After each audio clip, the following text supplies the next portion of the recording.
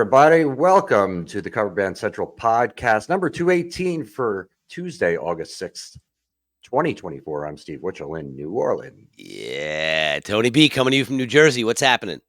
We haven't done this in a while, dude. About a month. About a month. A little more than a month, I think. Yeah. Because we had vacations and Busy other schedules. obligations and stuff. So if you missed us, we're back. I hope you missed us. We're back. And if you didn't miss us, we're still back. Yeah, we're still back. That's cool. So I guess we got a lot to talk about. We were just talking for 20 minutes or so before we started this recording, so we could just we could just pick up where we left off. But yeah, I went on vacation and to Jersey for a few days. Went to see Tony's band, and went to Florida, and was there for a little over a week, and went to see a couple bands down there too. But let's talk about your band first.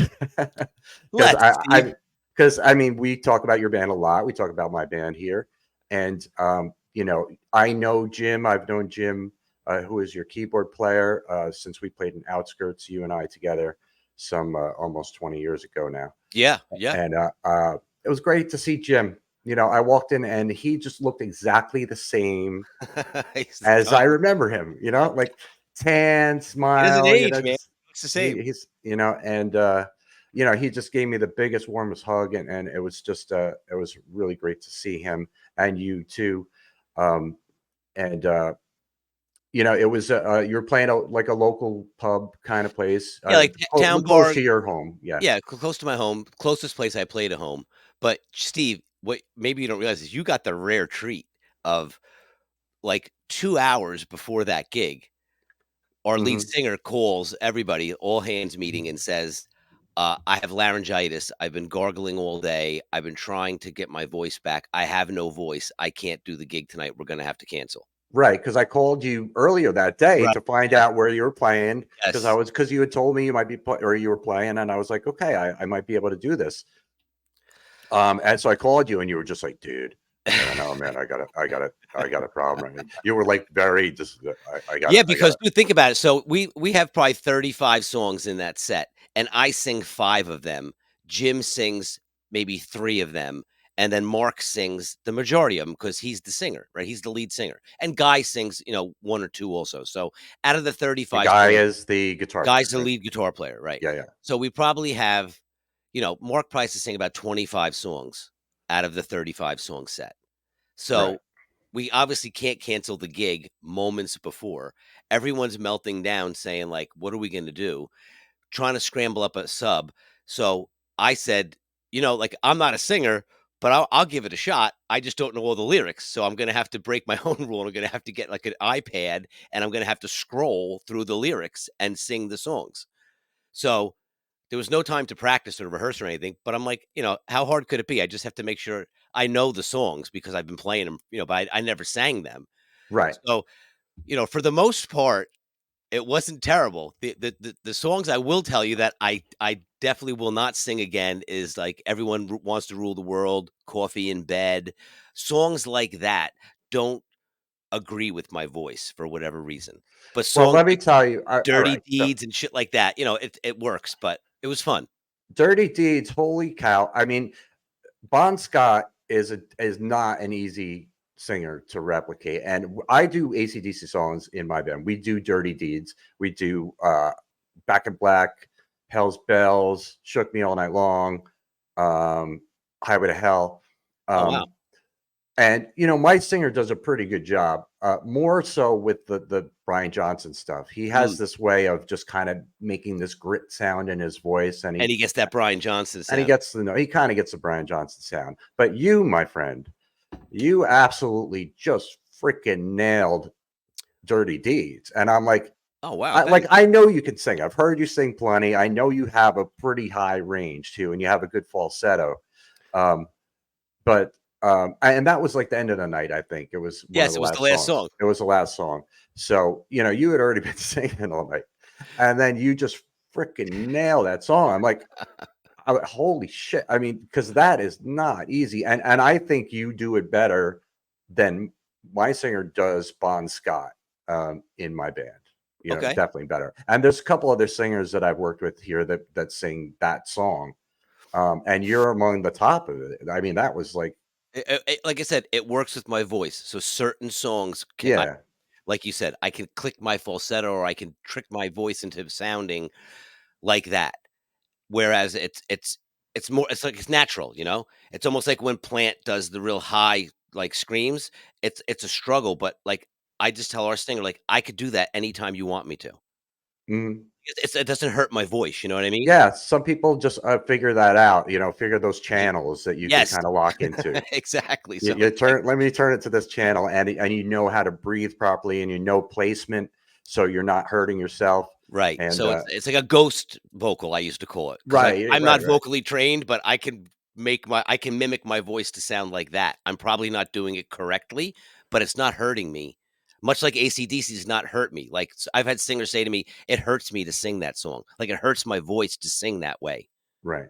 But with me, I just like you said, I go into that little gravel thing, and I'm able to the one thing I have worked on a lot, Steve, is I'm able to, like, transition in between falsetto and regular pretty seamlessly. Like, Uh-huh. there's not a jump, there's not a gap there, you know what I Right, mean? like, I you can know where your break is, and you know how to kinda and I can get the note to not sound like falsetto or right. regular, so I can kinda, like, m mold it, but, Yeah, yeah, yeah. so it was a lot of fun, so like I said, you saw some of the highlights, you saw some of the Jim picked up some of the slack. We Yeah, all Jim did, is fun to watch, like, I never really got to watch him, Yeah, from an right. audience Yeah. point of view. I can't say never, because I probably have. In fact, I know I have, because I went to see you guys as Outskirts and the Weisenheimers. Well, maybe at Chambo's Oktoberfest, like, when you used to come up and Yeah, yeah, sit in for a couple yeah. tunes, or, like, we might have played a bar or something, but yeah, Jim definitely, Yeah, he's a character up there. He's very animated, but he's having a good time, and he sings really good, and yeah. he's got character in his voice, and he's a really good musician. So Jim is fun to watch, and that's really an important element of a band. Just watching people have fun on stage. I got to really experience this now, as the viewer, the audience member, 3 times on vacation with you, and then Right, twice right. in Florida. I mean, your band was great. You picked great songs, and we've talked about it already. The song selection thing, and you kind of stray away from the popular bar tunes, and you play some well-known songs, but Deep they're cuts, I just would say. but there are deeper cuts. And I knew every single one. Hmm, I was familiar with every single one. And you guys are great musicians, all around. And thanks, man. considering your dilemma that you were We forced actually yeah, into, we actually pulled it you off. did a great job. Like, if I had not known that, or anybody had not known that, they wouldn't have known. There's Oh, well, thanks. somebody wouldn't have walked in and watched your band and said, "There's something missing here. There's something else that's supposed to be here." The thing But I missed I you couldn't appreciate really that, tell Steve. that. Thank you. Yeah. No, and that's the show must go on, right? That's what I kept saying to the guys. I'm like, the show must go on. Like, we can't just cancel, right? We have to do it. Right, And then, yeah, the thing I miss though is the background vocals, because not having the lead singer, he sings, when I'm singing lead, he's singing background. So right. not having that other voice there, because I mean, Cole, you saw Cole play, right? So Yeah, so I wanna definitely talk about that. but he doesn't sing, but Cole's gonna work on his singing voice. But if he can sing, then he's got the whole package. You know what I mean? But I mean, Cole, so I got to meet Cole. I had not met Cole before. Very nice young man. And he got up and played with your band a bunch of songs, played guitar. And your wife Karen was there too, which was very nice to see her. Yep.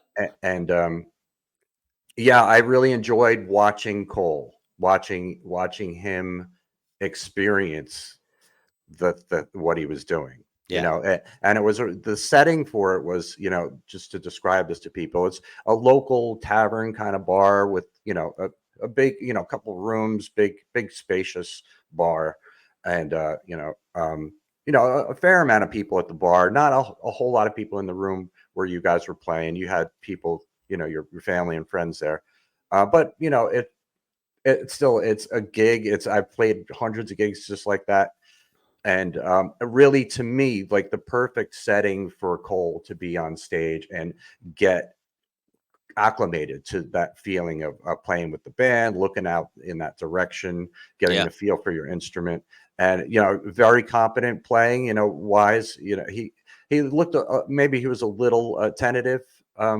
I think he could play. He could shred more than he was doing, but that's the right thing to do too. He was playing for the song. He was playing with the band rather than trying to outdo anybody. So excellent experience, and kudos to you as a father and as a band person for giving him that. Oh, thanks, man. Yeah, no, listen, he adds a lot because he actually goes and listens to the songs and learns the parts, So he's not just playing bar chords or just, playing Right. like nonsense. He actually figures out that like a lot like if you listen to Southbound Soiree, there's a second guitar throughout the entire song, and the solo is actually doubled, but not exactly doubled. Right. So, he learned that part, and him and Guy worked it out.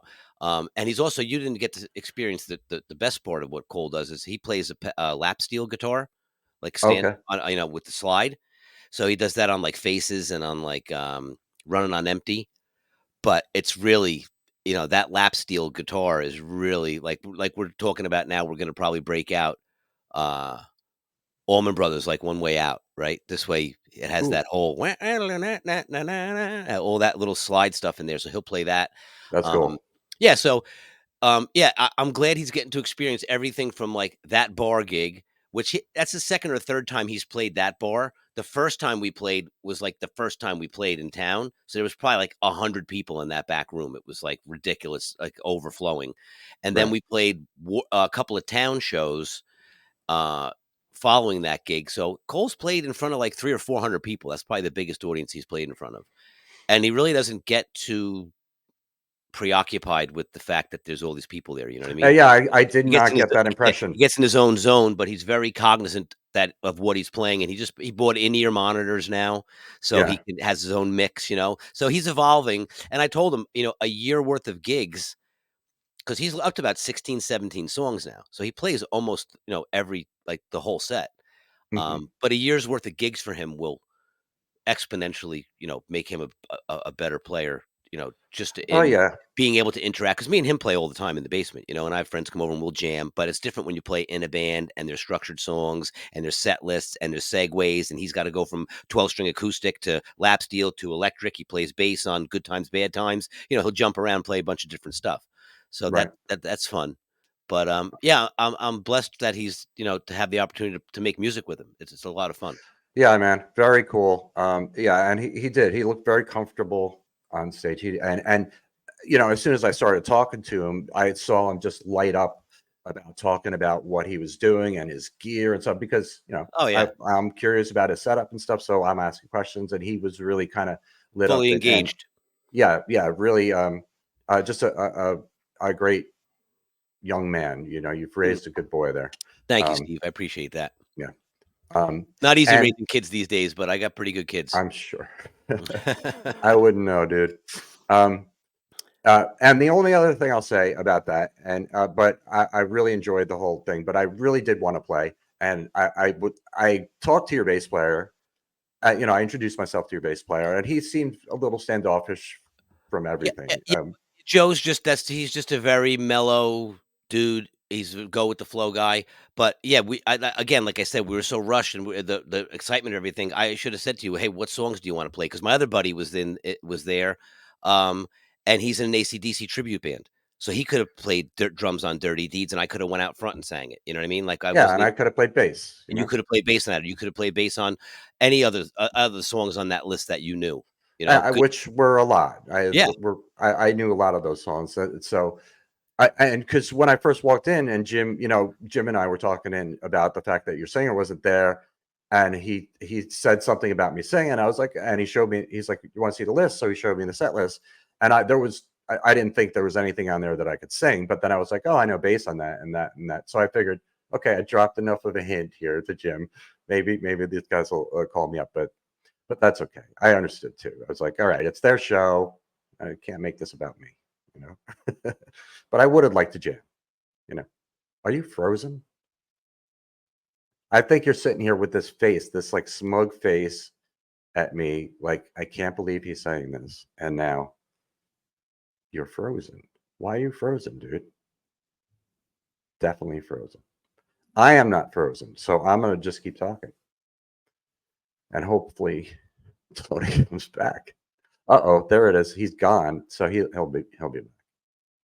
I'll carry it from here on. But anyway, it was really cool as a musician who plays a lot to go see a band. Just go see a band. Just sit and watch a cover band play, and get that full experience and really kind of study. I've done that for so much of my life. Watch bands, study bands. When I went to go see concerts when I was a kid, I wasn't the kid that was going nuts and getting wasted, and I was studying. I would study the bands, like watch what their gear is, how the sound, like watch all the crew too. I used to love watching the crew set up, just watching everything, how this works, how it's all put together. So I always enjoy going to see bands. I did it this weekend too. I'll tell Tony about it if he comes back. If not, I'll just tell you. I play in New Orleans, and I went to see a couple bands on Sunday. After I was working, I worked on Bourbon Street, which I do every weekend. And let me see if Tony texted me. He did. His power went out. Oh, shit. All right. Well, that's it for this then. Let me see if his power is back on. Is it back on yet? If not, oh, there he is. He's calling. Let's see if we can get him on air. Hello? Wait, hang on. There you go. It won't let me log back on. It keeps saying I can't reach the StreamYard site. Is your power back on? Oh, so your power? Yeah, my power's back on. It came back on. I put my computer, everything back on, but it's saying I have no internet service. Huh. You have to wait probably for your router to load up. Maybe, but I have Wi-Fi. I'm on it right now. Well, I'm still recording, so. Okay, so all right. So let me try to get back on. Let me restart, and I'll try to get back in. Yeah. In the meantime, I'm just I'm talking away, talking about stuff, whatever. Give me a minute. All right. All right. That was Tony. He'll be back. So yeah, I went to see a couple bands on Sunday night after I was working, and one was right across the street from me at a club called Fat Cats, and the band is Rockbox, and I know all those guys, and I played in that band for a while here and there. And Sunday night, it's our last day of work, so it's kind of cool to just hang out, and did that. Got up and played a few songs there. It was very slow in New Orleans right now. It's hot as balls in August in New Orleans, and nobody wants to be here. I don't want to be outside. But so it's a little more relaxed and fun, and a bunch of people just getting up and jamming. And then I went to Razoo, which is a club right down just a few doors down from there, to see another band of people I know, and great, really cool club. One of the few clubs on Bourbon Street that I haven't played, and the band sounded great. They're just fantastic. A lot of super good musicians here in New Orleans, as you would imagine, right? New Orleans is a big music city, and there's a lot of players here. All right, just trying to see if there's any Tony updates. He might just pop on any second here, and we could continue with whatever we were talking about, which I don't remember now. Seeing his band anyway. But I'm going to show you guys the shirt. I'll show him when he gets here too. But we have a shirt now, Cover Band Central, new shirt, and I'm going to show you. And I'll put a link in the description here if you want to get it. Here we go. Share. Musician all day, every day, baby. Let's make sure this is showing up here. Oh, hang on. Hold on a second. Let's try that again. This is the one. Musician all day, every day. Really cool. It's really kind of the first